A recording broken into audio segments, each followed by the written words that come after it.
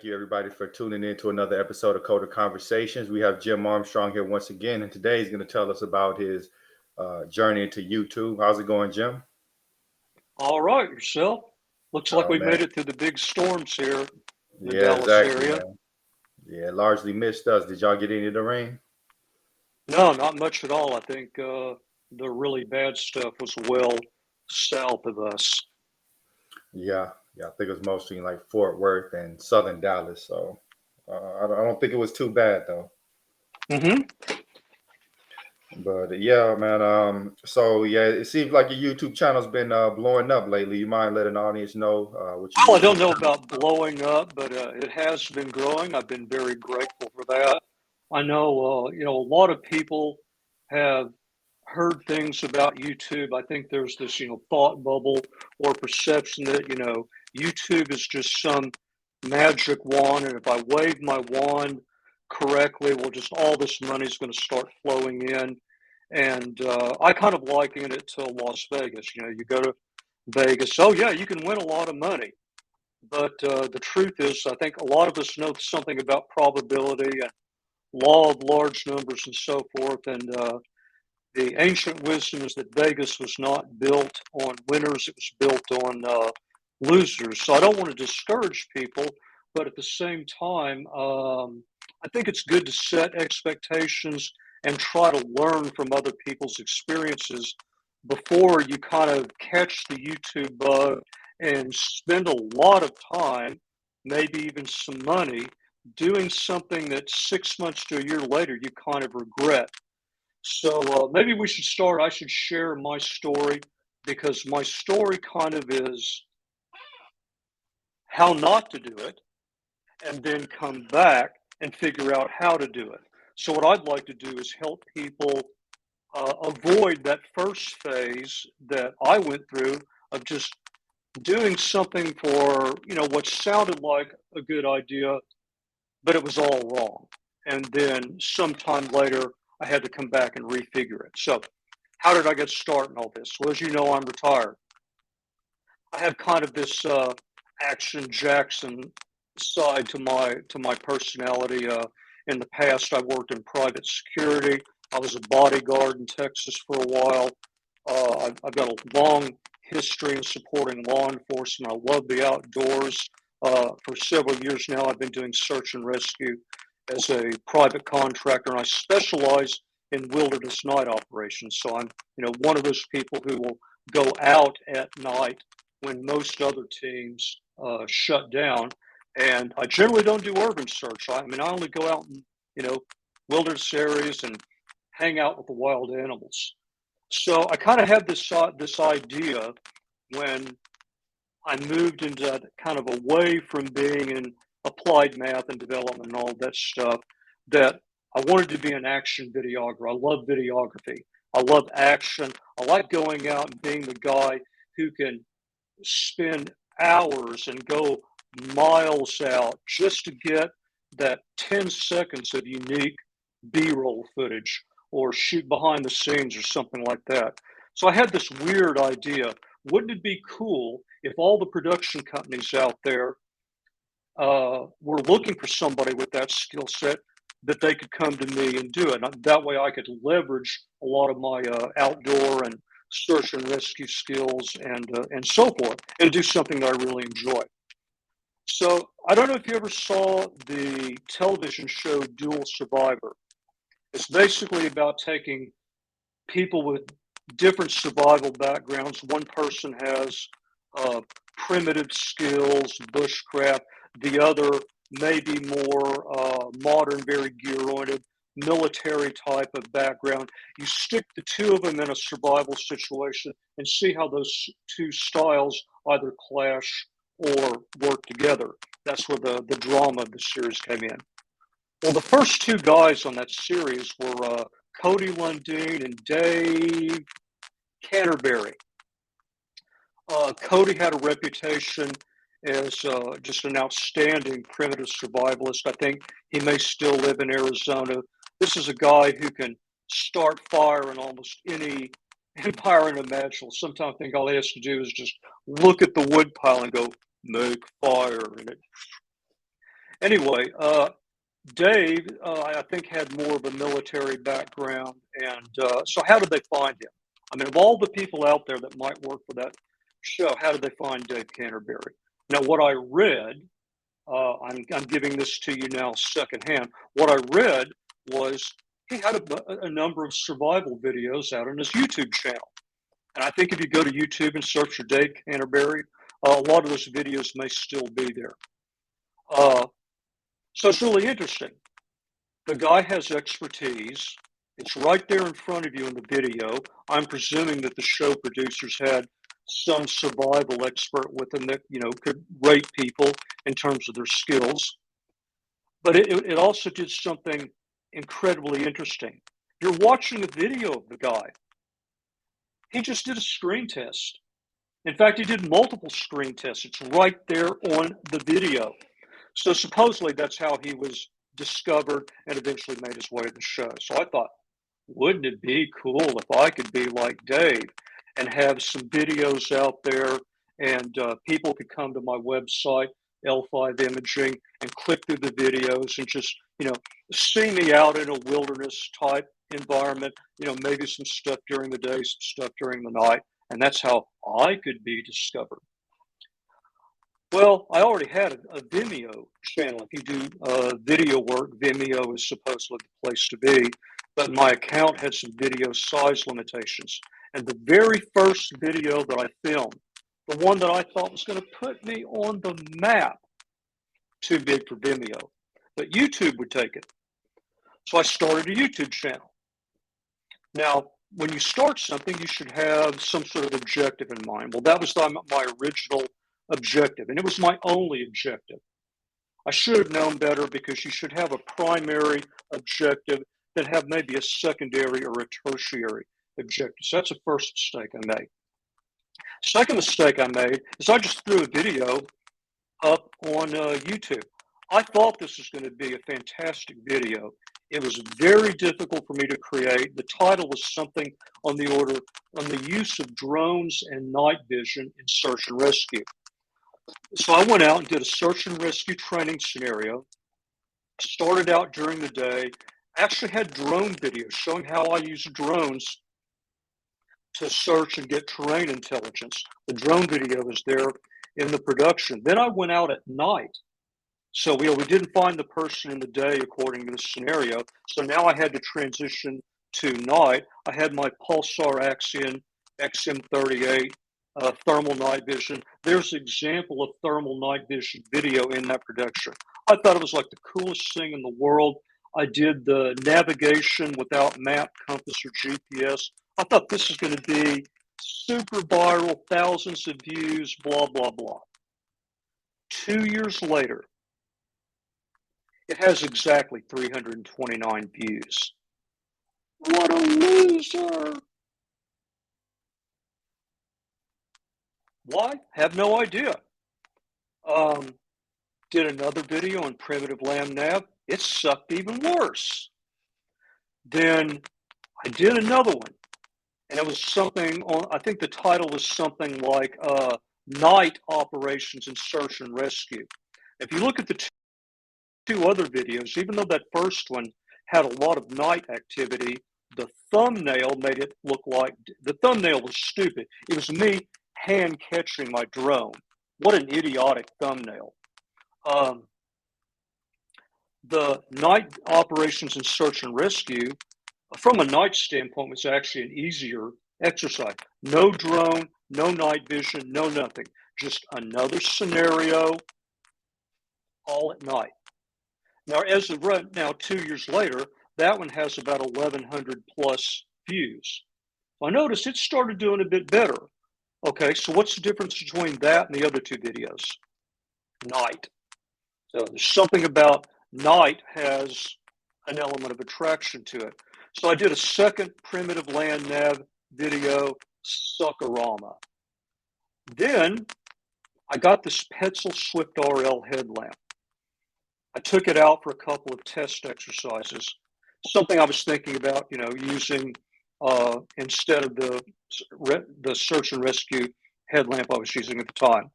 It's a pretty nice product. Petzl's a really well-known brands. So I just had this bizarre idea.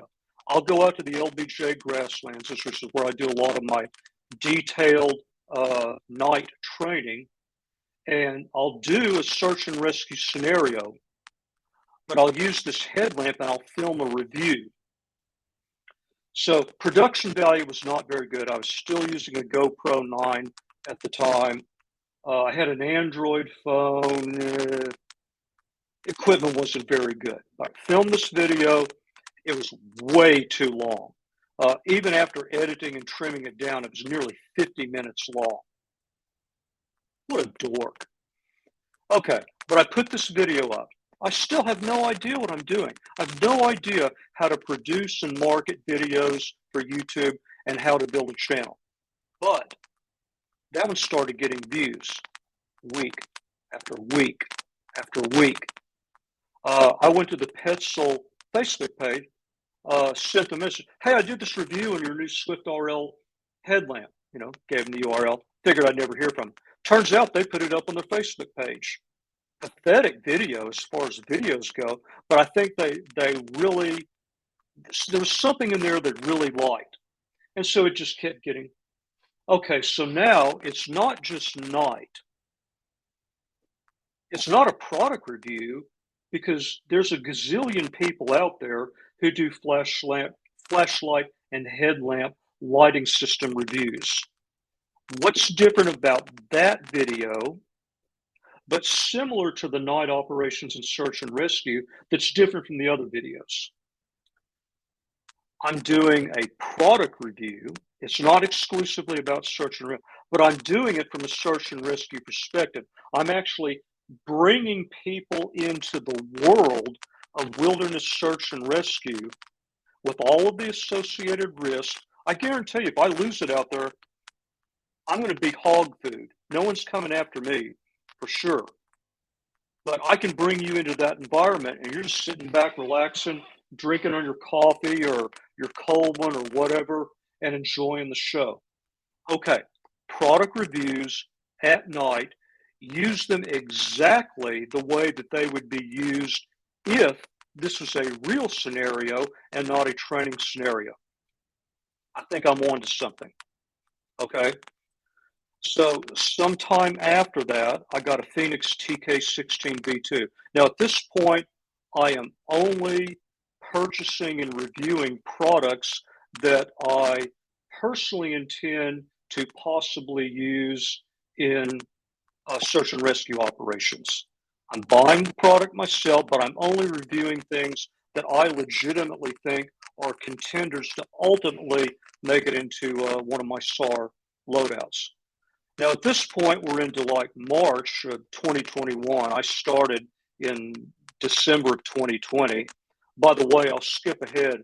Rule number one of YouTube is if you think you needed to start today, you really needed to start a year ago. I'll get into that later. So in any event, I went out. It was March, time change. I didn't have as much darkness.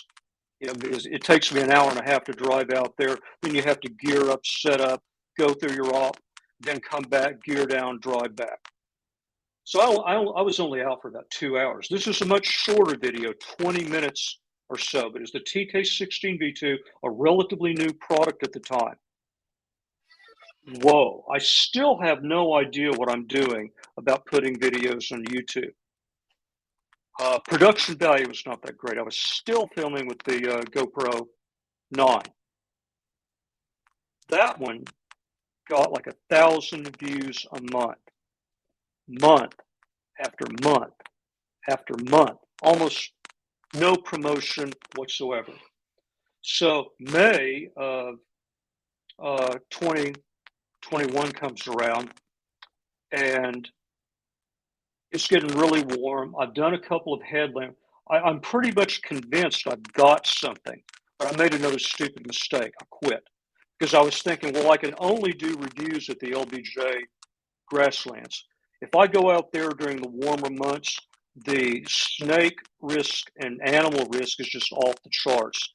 And I don't care that I wear thick composite toe boots, snake guard, gaiters, thick knee pads, stuff can happen. And if Mr. Murphy decides to look down on you at the wrong time, that's an area that I would only go to during the warmer months if someone's life was legitimately on the line. So I quit. Big mistake number two. So October comes around.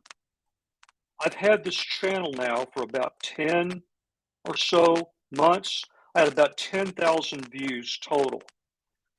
But I was convinced, going back to my prior experiences, that I had something. I had a niche. I had in marketing what we call a USP, a unique selling position, or more generally, a value proposition. So now I decided, let's go back and figure this whole YouTube thing out. Let's start from, I have no channel. How do I build a channel? How do I start really producing good videos? How do I do promotion and so forth? 10 months after I'd created the channel. Well, I think you probably saw the post on LinkedIn. October 2022 came out. A year later, I had moved from 10,000 views to just barely over 200,000. So that's the difference in some respects. Yes, you have a good foundation to build on. You have a USP. You have a niche. And it's not a niche that someone else can just jump in on. You know, one of the things you'll find out in marketing is that you're always the most vulnerable from below. You know, you're never going to get hit side on. Somebody's going to come in and undercut you some way. How many people will go out at night by themselves in a dangerous wilderness environment, much less record video while they're there? You need some crazy Fruit Loop like me to do that. So I knew I had a niche. It was bringing the YouTube expertise in that really helped turn the tide. In fact, I checked this afternoon. I'm getting pretty close to 350,000 views. I had maybe 100, 120 subscribers back in October 2021. I'm pushing in on 6.5K subscribers right now. I'm very, very grateful and very blessed that the subscriber growth over the last 6 months has been really phenomenal. But a lot of that is just learning how YouTube works, learning how to create good content, understanding how to market, and then doing what I call the 6 Ps, which are produce, produce, produce, promote, promote, promote. But before you get to that first P, what really helped me out? I had a niche. I had something. So let's say you've been thinking about a YouTube channel for React, okay? First of all, React is too broad. In terms of branding, you want to try to be as specific as you can, but not cut things out. So React is very broad. Advanced application development in React. Even if you're not developing advanced applications, that's what you're moving forward to. Or, you know, under the hood in React. How does React really work under the hood? You know, like when I first got into Angular, I'm one of those guys who, yeah, let me go through and look through the framework code. You know, remember, good developers code, great developers steal. So I went looking in the Angular code base. You know, what can I get out of here? What can I learn? You know, what can I leverage? Blah blah blah. So there are lots of things that you can do that are better than just React in terms of building a brand and then working on your value proposition. So you decided you want to get on YouTube. Have your primary objective. What's your primary objective? Well, it could be anything. It could be, I want to build my brand as a React developer. Okay, well, what's your secondary objective? You know, I might want to get some freelance business on the side. You know, tech doesn't seem all that stable right now. Might be able to be good to make a little scratch on the side, build up a little clientele, get a little something going on the side. Okay, that's objective number 2. Well, what's number 3? I'd like to make money off of YouTube. Now, with me, it ended up being the opposite, right? I had that first objective, which was I wanted to show off my outdoors videography skills, particularly at night and particularly in wilderness environments. That switched around 10 months later to, I want to make money off of YouTube. And then secondarily, I'd still like to show off my videography and outdoor skills. So those are my two primary objectives. So get that decided in advance. Now, there's two concepts you want to get familiar with real quick. One's called push, the other's called pull. Pull is what everybody dreams of. Pull is I just do something, I sit back and relax and go to sleep, and wow, someone sees it and they send us it starts pulling a bunch of people in, and you're not doing much of anything other than sit back and relaxing and watching it happen. So if you decide your objective is, I want to make money on YouTube, how do you want to make money on YouTube? What lengths are you willing to go to?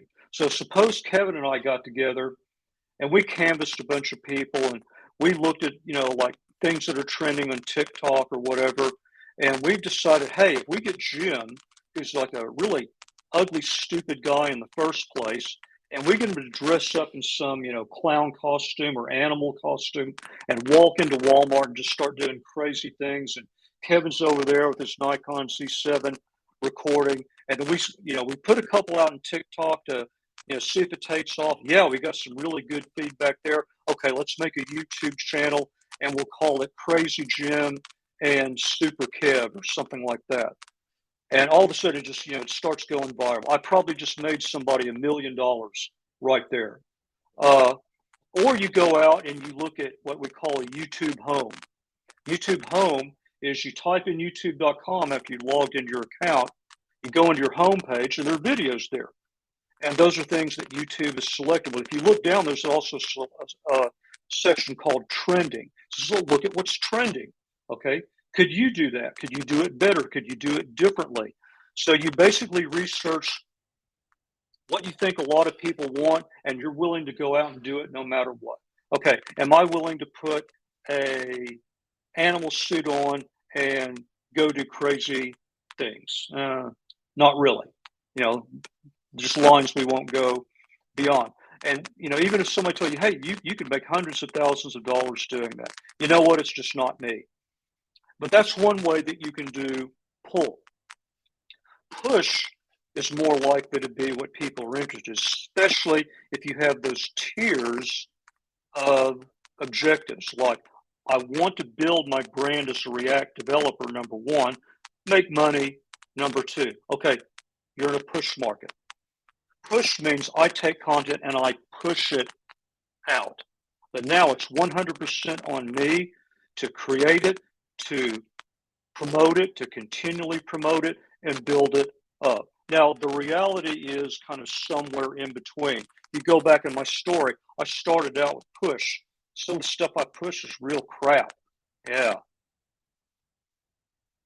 Total loser. But I stumbled on something that started pulling views in.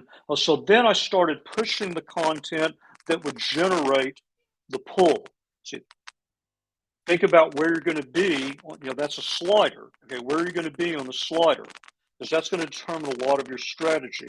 Before you even do a video, I just started throwing content out. I didn't have any type of promotional strategy because I thought the content existed so that when people hit my website, it's just a vehicle for them to go look. The website was going to draw people in and then vector them to that YouTube content. It doesn't work that way. So think about having a really good online presence and social media network before you jump in and start spending time and money on YouTube, because most of what you're going to be doing, especially initially, is push. All the promotion is on you.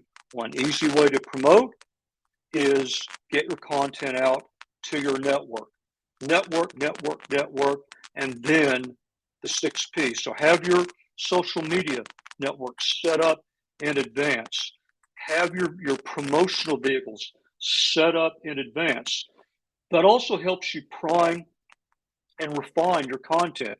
Okay, going back to being the React channel. I don't know much about React. I don't know much about a lot of things, so bear with me. I think React is the one that has hooks, right? Yep. Okay, so maybe you find out, hey, I'm building this YouTube channel, I'm doing React, and I've got some of this stuff out in GitHub, and what would you guys like to see? And it's all about hooks. Okay, so the fact that you built a bunch of stuff up in advance, you built your promotional network up in advance, that may help you refine your content before you start pushing out, and it will help solidify your brand. Okay, get that all together. Then get your YouTube account set up, but don't do anything with it. Spend some time going through Creator Studio. This is another mistake I made. I learned just enough about Creator Studio in the beginning days to just get my videos up, and that was it. There was a lot of stuff that I could have done that I didn't do at all. It was just a minimal to get a video up. See if you can find a mentor. Hopefully Kevin will put my information out on LinkedIn. Hey, hit me up with a message. Hey, Jim, I'm having trouble, with this aspect of getting my videos together. Can you help me out? This might be a good way that you can expand the scope of coder conversations. Put together some sort of a Slack page on, techies who want to do YouTube and get people together and start sharing experiences and so forth. I didn't do any of that. I had to go find out on my own. Go through every single aspect of Creator Studio till you really understand what's there. Then try to put a sample video up, something's completely throwaway. The reason I say throwaway because if you get it up and it's not working out and you delete it, what have you lost? 5 views or something like that. Practice the art of publication. Okay, publication is good titles. Okay, you can go into a YouTube search and start typing something like React hooks or something and see what comes up. Those are things that have been frequently searched for. Those are also things that other producers kind of have a corner on. So some of the traditional wisdom is try to be a little different than that to get your niche. But at the same time, you also have to keep it simple. Like I search for videos on YouTube as well. Do you think I type in Phoenix PDR 25 or 800 lumen rechargeable flashlight review? No. People type in Phoenix PD25R review or Phoenix PD25R. So just good short descriptive titles, but ones that hit the right keywords. A good video description. Okay, you want to use hashtags in there as well. Then one thing that I found out, maybe a little bit too late, was it really helps to break your video into chapters. I have natural breaks in my video where transition from video, then there's a little bit of black background with some text on it says this is what's coming next. Those are optimal chapter divisions. Chapters are important because like in Google search or in some browsers, it will put your video chapters right out there.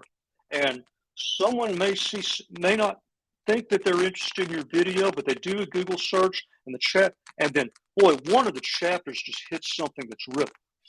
Boom, they're going to click on that and YouTube's going to take them right to that chapter. Also, if they hit an area that they're not very interested, it's easy to use keyboard shortcuts to go to the next chapter. So you've made people's lives a lot easier. You've made it easier on yourself in terms of search. Then I used to ignore everything below the description. I would let YouTube say, here are 3 possible thumbnails. Pick one. Oh, that one. Boy, Jim is really stupid. Make custom thumbnails. 1270 by 700. You can make them in Canva. What I usually do is screenshot the video, take like a really good view of the flashlight, and then I'll get some, big text there, and try to dress it up a little. Don't go overboard because everybody else tries to go overboard. When you look at YouTube, type in React tutorial. Look at the videos that come up on the right sidebar. Look at how busy all of those are. Do any of those really stand out to you? You want something that's more than just a bland screenshot, a little bit of text and just enough to set you apart. Because where do you want to ultimately appear? Where are you going to get a lot of views from? Okay, Nirvana, the gold mine, the lost pirate treasure is YouTube home. We've already talked about YouTube home. Someone logs into their account, they hit youtube.com, videos come up. Ultimately, you would like to be there. That's really hard. But like one of the things I've noticed from people I've talked to, the more they hit my channel, the more that they look at videos, the more likely my most recent video is going to appear in their YouTube homepage. YouTube Next is big. YouTube Next can score you a ton of views. You've probably seen this before. You watch a video, you get down the end. Up next, some related video. That's YouTube Next. Okay, making appearances there is huge. And all the things I'm telling you about Creator Studio and setting all of this stuff will help you get there. Okay, making appearances on that right sidebar, YouTube search, Google search, all these things will help. So when you're producing a video, go through the entire 9 yards and optimize everything. Even though that they say tags don't make a difference, make your tags the same as your hashtags in the description. Have your custom thumbnail. Put down where this video was filmed. If you're a React developer, may not make a lot of difference, but what if someone's searching for a React developer in Boston and you're in Boston and every one of your videos is listed as being recorded in Boston? For me, I film a lot now at Arbor Hills Nature Preserve, Oak Point Nature Preserve, both in Plano, much closer to the LBJ grasslands. Great way to do like an initial product review and decide if I want to take it to maybe a more extensive part two. So people that are searching for things about the Arbor Hills Nature Preserve may get exposed to my videos. But just go all the way through every possible thing that you can fill out and really work on optimizing that and filling it out. Then as you go through the process, think about things like adding cards. Have an end, at the minimum, have an end screen. The end screen, you've probably seen these videos, you get down to the end and you see a little graphic in the bottom right that, subscribe to this channel. And then over on maybe the left side, you see another video that you can go to from that channel. You get to pick that as a creator. So if you just did a video in some aspect of React and you have a good follow-on video, put that on your end screen. So it gives a person incentive to click through into the next video. So those are all things that you can optimize in Creator Studio. But don't stop there in terms of customization. Customize everything possible. There's a background graphic that you can customize. Make sure that that supports your brand. If you're into React, there should be React visuals back there, with maybe some React code that you've written or something like that. You should have maybe a tagline in there, like advanced application for React developers. Or maybe you've got some domain-specific expertise you want to promote. React applications for the medical industry or oil and gas or business and finance or whatever. Customize your bio. React developer in Boston, Massachusetts doesn't cut it. Think of it like Twitter. You have a certain number of characters to work with Twitter. Optimize every single character. You have a certain number of words in your bio. Say as much meaningful as you can with those words. That's your space. You have a website, link to your website, or link to your GitHub repo. And that's another thing you should probably do in your video description. If you're doing a React tutorial, you've created some code, put that out in your GitHub and put a link to the GitHub in the video description. Put it in a card at the end. hey, if you look up here, you'll be able to get this code, and leave me comments if you'd like to see additional examples, blah, blah, blah. And up there is a card that gets them to your GitHub. All of these things are available to you. Titles, tags, hashtags, custom thumbnail, video location, subtitles. You're going to have to get yourself a studio anyway, especially if you're recording indoors and you're trying to create pretty high quality videos. I mean, about that. You're going to have camera, microphone, editing, finishing equipment, the whole 9 yards, but still put subtitles in. It's text. Text can be indexed. If there's an issue with the recording, I have to deal with this. I record in all sorts of environments, and I'm loaded up, 30, 40 pounds of gear. I can't carry a traditional camera, just too much. So I've been filming with iPhones, working with the iPhone 14 Pro Max. Thankfully, DaVinci Resolve has AI voice isolation. I mean, I've gotten to the point that I can record with all sorts of wind noise out there and just remove it in post. But subtitles can only help you, especially because it opens up the possibility of language translation, and it's good form to provide that for viewers who might want it. They may be playing back. Mobile is very popular. I think 63% of all videos viewed on YouTube right now are on mobile devices. If somebody's walking along in the mall or they're in their car, there's a lot of noise around. You may have a pristine recording. You're going to lose something when you upload it to YouTube. But if closed captions are available and they're in an environment where maybe they can't hear quite as good as they would otherwise, turn on closed captions. It's there. It can only help you, never hurt you. Put a splash screen in your video. You know about this. Something just coder conversations, nice anime. And every time they see a video, you're burning that brain with their eyes. Big mistake I made at the beginning is I would start out with a black screen that says, this is where the video is recorded, date and time, what it's about, blah, blah, blah. Get right into the review. Now I've got a little, 8-10 second splash screen, but I get to put things like search and rescue up there. And so, again, I'm building the brand for new people who've never come in. They may see one of my videos for the first time. They don't know what to expect. They just click through because they saw this real cool looking thumbnail, and they think it's a typical video. All right, here's the new Lumen Top EDC 15. It comes in this box, and let me open the box. Oh, grumble, I can't rip it open, and oh yes, now here's what the light looks like. A lot of people do unboxing videos. I don't do unboxing. I don't sit here and talk about all the intricate electronic tech.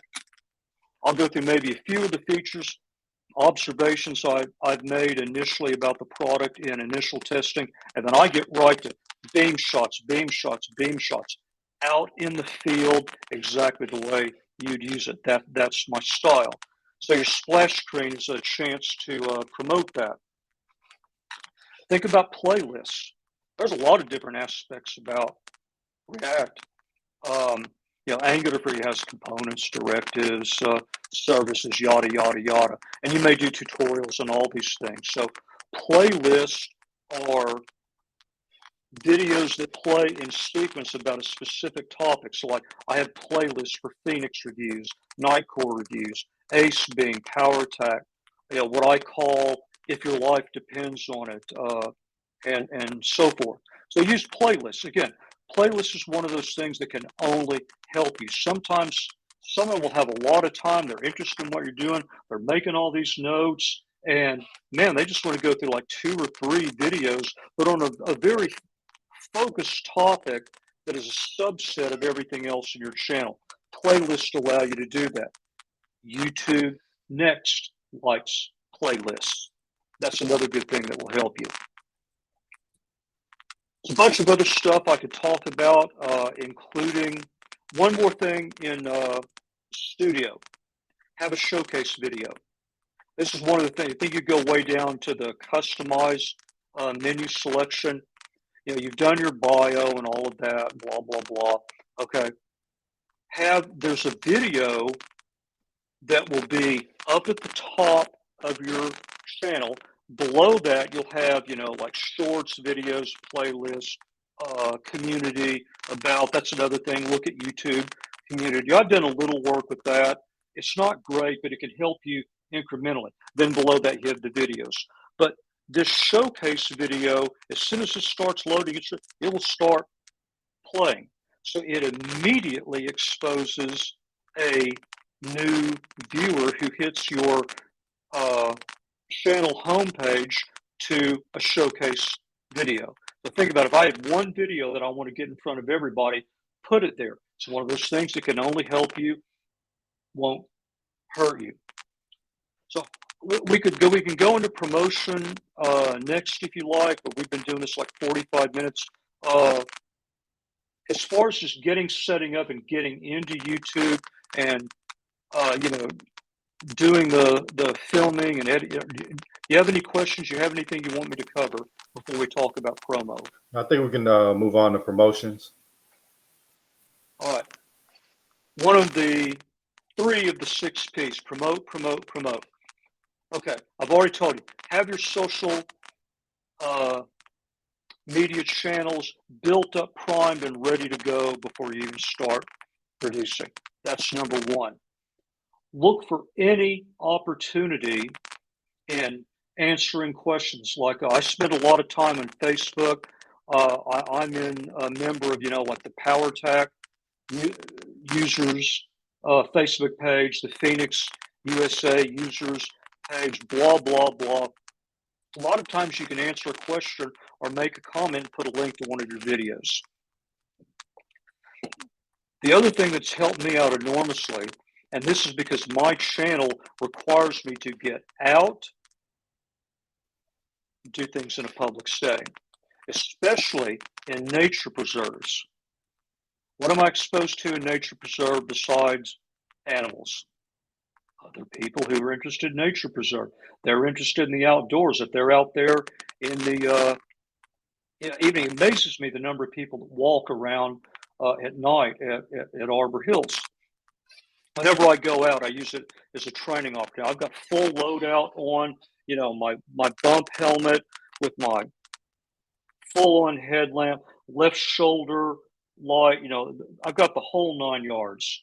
I mean, I'm literally ready to go out if called on and immediately help searching somebody if I'm out there. Well, you know, people see somebody in that getup and it just naturally invites conversation. And so I tell people what I'm doing. They're always interested. And so one of the things I found is I always have an old school URL card on me. I got this on Zazzle,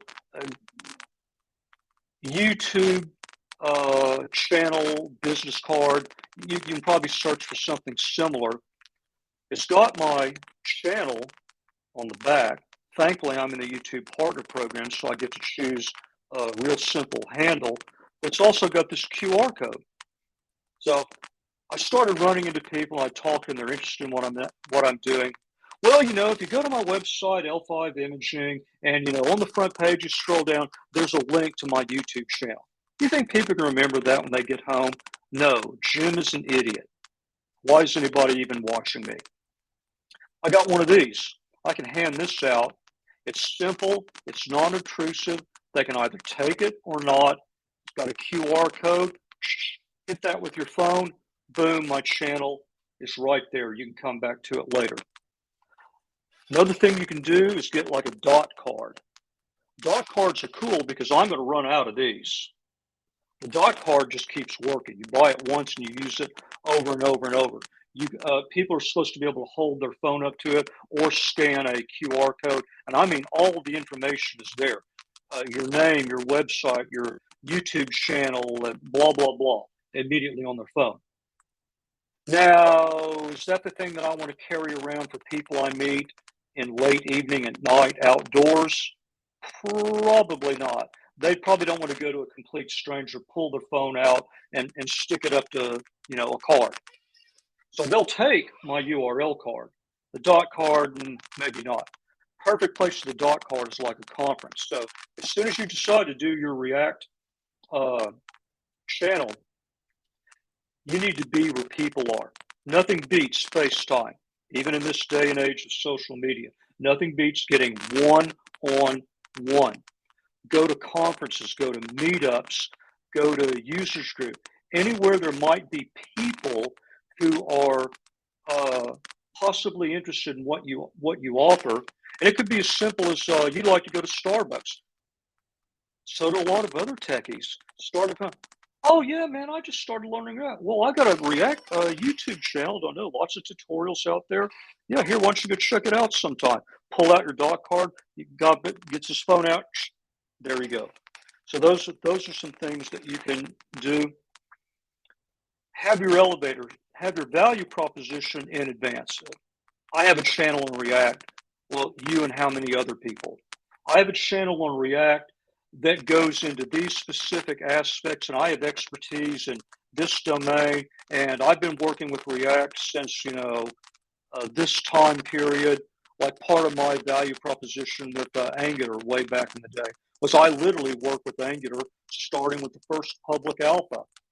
TypeScript, well, I came from a C++ background. Hey, there you go. That's all part of my elevator pitch. Have that ready to go. We've already talked about social media, but here's the reality. That's only going to take you so far. Sometimes you can tag team with other people. Maybe there's somebody that's doing React, but they have domain expertise. You're more of a general developer, but you have expertise in some of this under the hood stuff, hooks, more advanced aspects of the platform. Well, you two might be able to play off of one another and send each other traffic. But here's the reality: all of that stuff I told you only goes so far, and that's it. You're probably going to have to spend some money to build your brand and make money, which means you're probably going to have to go through paid advertisement. Uh, Make sure you work with someone who's a certified YouTube partner. In the past, I've used a company called Progvigate. And so what they do is you get your account, you load it up with some moolah, and you start adding videos to it. Well, it has to go through the YouTube review process. When it passes, since they're a YouTube partner, that will put your video up in that right sidebar. That's one of those Nirvana areas. It's not the gold mine. Maybe it's the silver mine. That's a good place to be. This is why you have to have really good thumbnails, because you're up there, probably up close to the top because you paid for advertising. But how many other videos are up there? And you have a fraction of a second or a second to stand out, and someone say, "Yeah, I want to click on that." But what I found is a great way to get not just organic views, but more importantly, organic subscribers. Subscribers is ultimately going to put you into the promised land, because that turns you from more of a push dynamic to a pull dynamic. Every time you pop a video out, you've got 500, 1,000 subscribers. They're going to get notified. That's 1,000 people that have expressed interest in your content. Now, are all 1,000 going to look at the video you just produced? No, maybe only 200 or 300. That's why you need to grow subscribers over time. But just be prepared. If you really want to get serious about it, be ready to spend some money. I'm probably out $1,000 to $1,200 over the last year and a half, but it's paid off magnificently. I'm still underwater.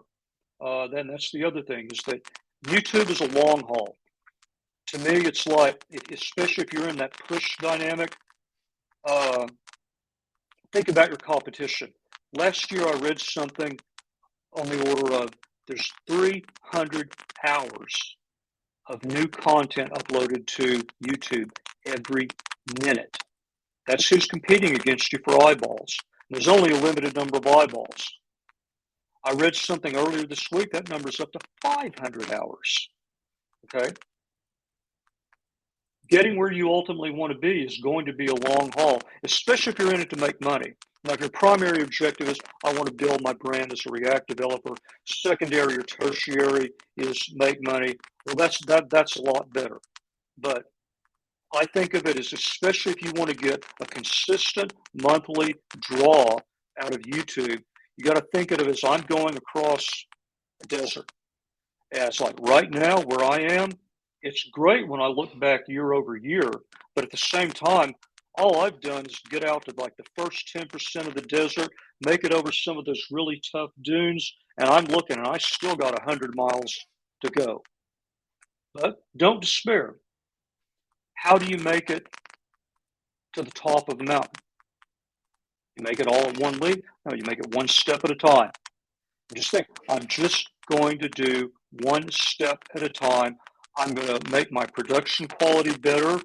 I'm going to refine or perhaps expand my content.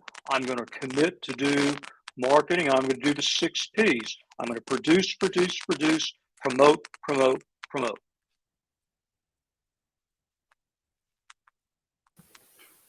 Yeah, man, that's a lot of great information. So like, what are some interesting stories that you had while after creating your channel? Did you meet anybody interesting? Did it open any? Probably, well, here are the two that I found the most interesting. I remember, I do search and rescue as a private contractor. I produced this video on the Nightcore P23i. I did 3 reviews of it. The final one was a wilderness search and rescue exercise. I did it in December, and it was an exercise in hitting shortcuts. I was out nearly 4 hours. The wind chill was down into single digits. I was out, in the grasslands. I mean, even though the animal activity is subdued, they're out there. I'm shining my light around. I'm seeing the eye shine in the trees. I know they're out there, man. And hogs like to get out, during the cold. If I lose it out there, like I said, I'm going to be hog food. It's a very difficult, very dangerous exercise. I did the entire exercise, including some areas I'd never been into at night. No map, no compass, no GPS navigation. To me, it was just an absolute showcase style. In fact, I need to put that in my showcase video slot pretty soon. One of the comments I got was, the guy said, if I'm busted up laying on the ground and I've got no hope or something like that, says, I want you to be the person who's searching for me. It's like, whoa, that like totally blew me away. I mean, just that one comment alone, if I never made a penny off of YouTube, it would be worth it for that one bit of user feedback. In terms of the cards, I've been handing those out at the Arbor Hill Nature Preserve now for a good year. Well, I never know if they're having any effect. Or people taking like, well, this guy is like uglier than the Predator, man. He looks like a really stupid motivator. Goes in the trash. Or people even looking at the channel. So last week I filmed a review. I got there a little bit early. We're dealing with this whole time change thing. And where I like to park, I'm kind of up on the top of the hill, and I like to shoot back into the setting sun for my intro. And I always do the intro by my truck. I was out a little bit early, but I said, well, I'll go ahead and shoot the intro. It's a little bright in the background, but I can take that down in post. I know how to do that in DaVinci Resolve. No big deal. So I finished my intro, but man, I got a good 45 minutes to an hour before I can even think about it. Even before I go to my staging location and do my final round of gear check. I did like 3 rounds of gear checks. So there's some rocks over to the side, really big rocks, about, 1.5 to 2 feet tall. I sat on a rock, and I'm enjoying the fact that it's a warm day in early spring. And so this person drove by, really scoping me out, and all of a sudden he says, "Yeah, man," and he kind of nods like that. I wait. I don't know if this guy's a Fruit Loop or anything, so I'm going to be nice and maybe he won't, maybe he'll just leave me alone. I didn't think too much about it. About 10 minutes later, another person died.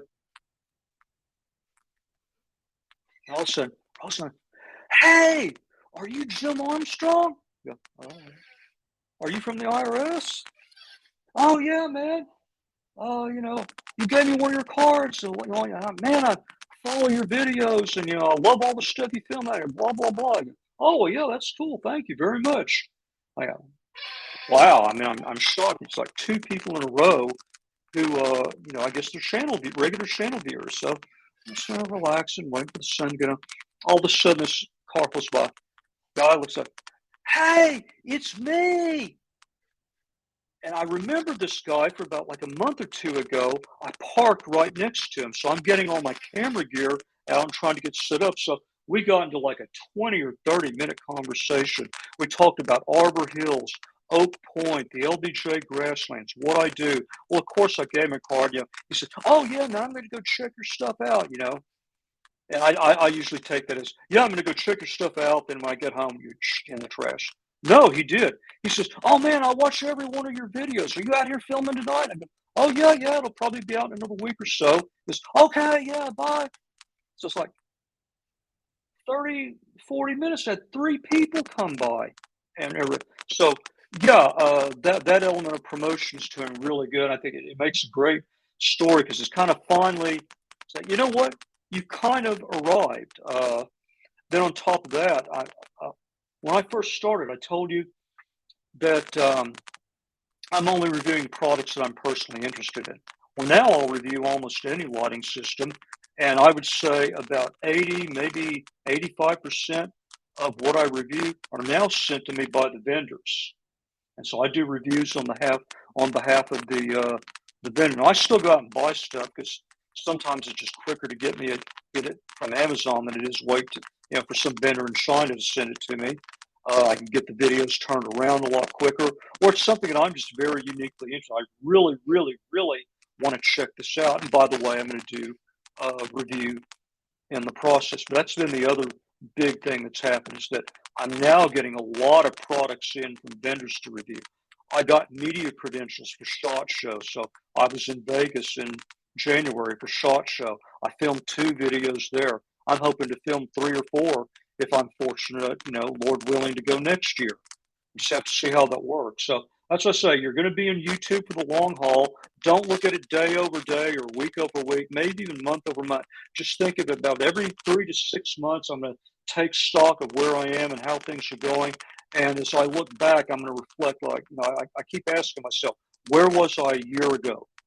Well, this January, I was headed to Vegas for SHOT Show. Where was I last January?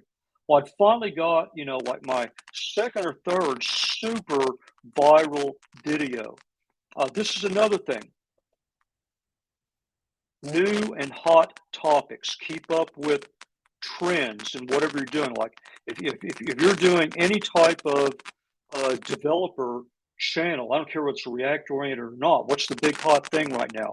Well, one of them is signals. You should have videos about signals out there because it's hot. So I found some of my best videos over time. So when I can get a product in like right after it's released and there's a lot of interest. I really found that out with the TK16 V2, which took off despite my own personal stupidity. I got the Phoenix HP30R V2 headlamp. This is something I bought for search and rescue.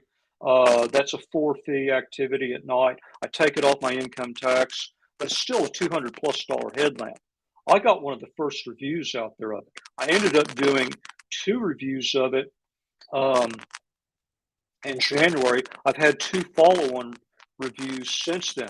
But that first one, man, it made it into YouTube Next. And it's like I'm used to getting tens or maybe 100 views a day. All of a sudden, I'm getting 600 views a day.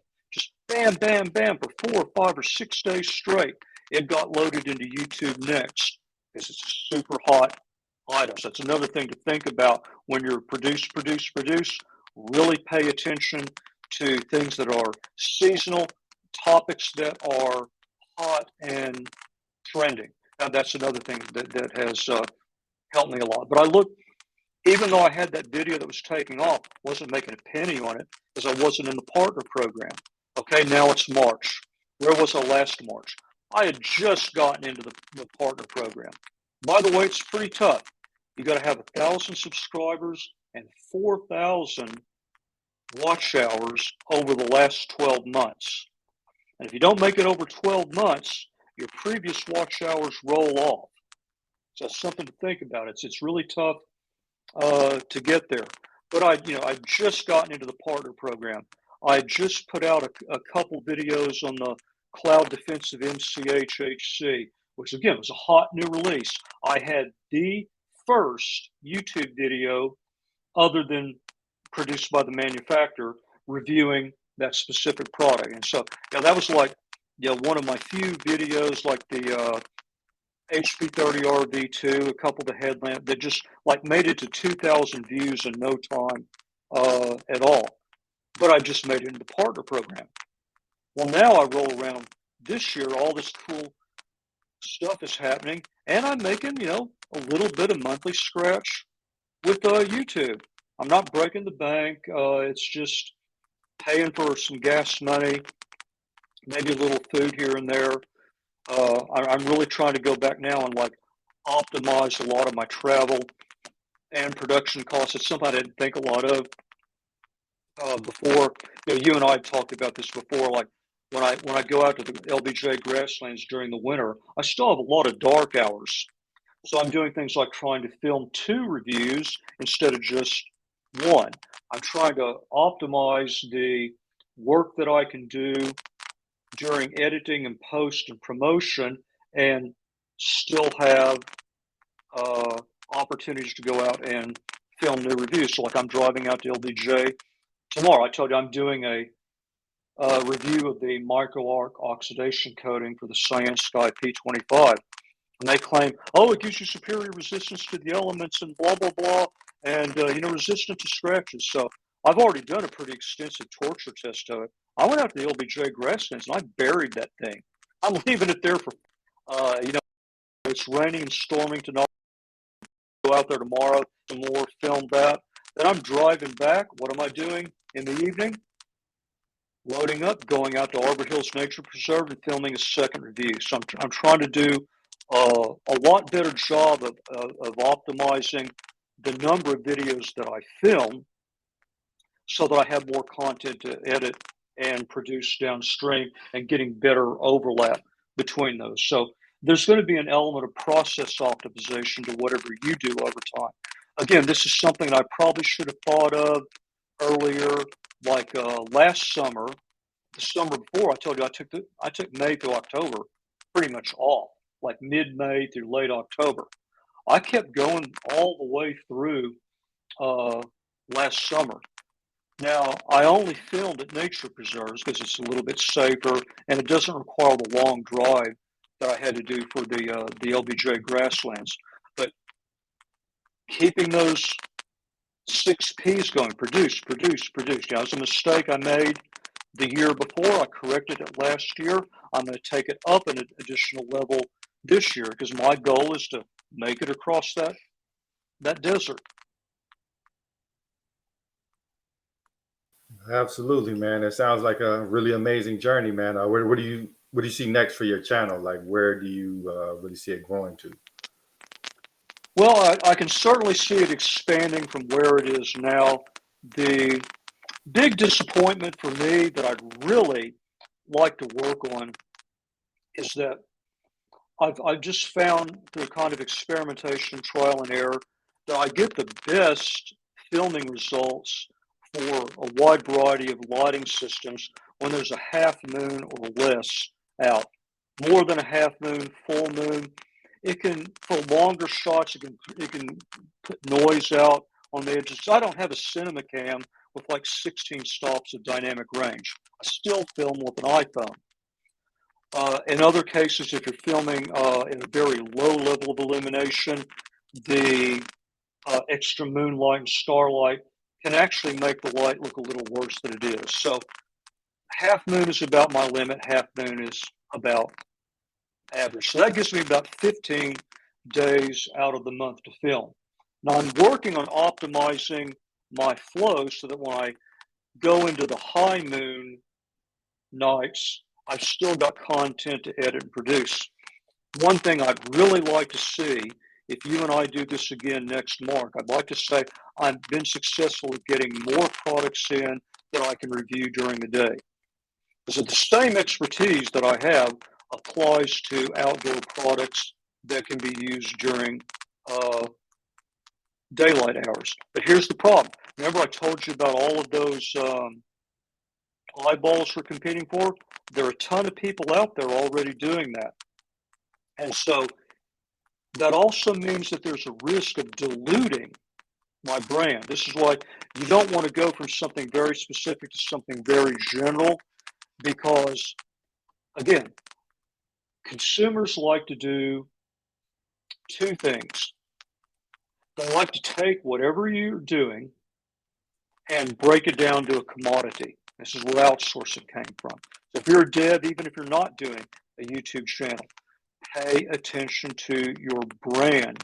Because if your brand is too generic, software developer, React developer, Angular developer, whatever, people want to take that and drive that down to a commodity so they compete on price. Second thing they'll do, if they can't compete on price, they'll compete on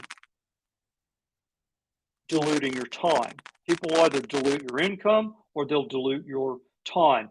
Meaning, well, I'm willing to pay you this much, but now I want to get this much out of it.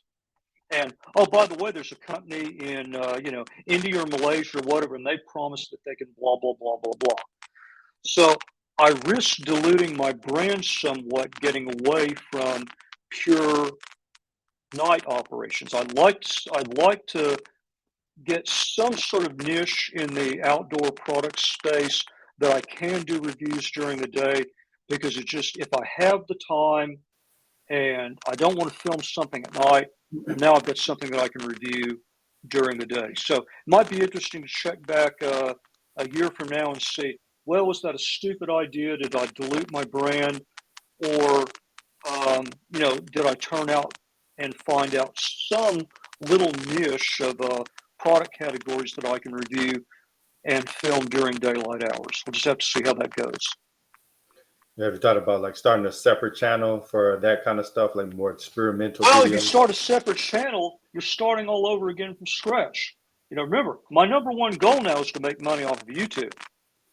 It means if I start a separate channel, like for example, if I was going to start a separate channel, I've already got a channel available under my the algorithmist at gmail.com account.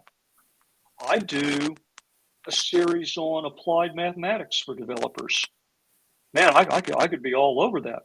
But the problem is I'm starting all over again from scratch. I got to build that channel up. I got to market and promote it, which dilutes promotion of what's already making money. I got to get 1,000 subscribers, 4,000 watch hours. You do the same thing all over. So you're going to get diluted one way. You're going to get diluted in your brand, or you're going to get diluted in splitting out and doing too much. It's almost like the actor that's great at doing action films, but is obsessed with Shakespearean theater. It's like the market has decided they want to see me in action films. No, not really, unless there's a part for some ugly motivator who doesn't need makeup. He's just naturally an ugly looking freak. They want flashlight and headlamp reviews. They want that search and rescue perspective.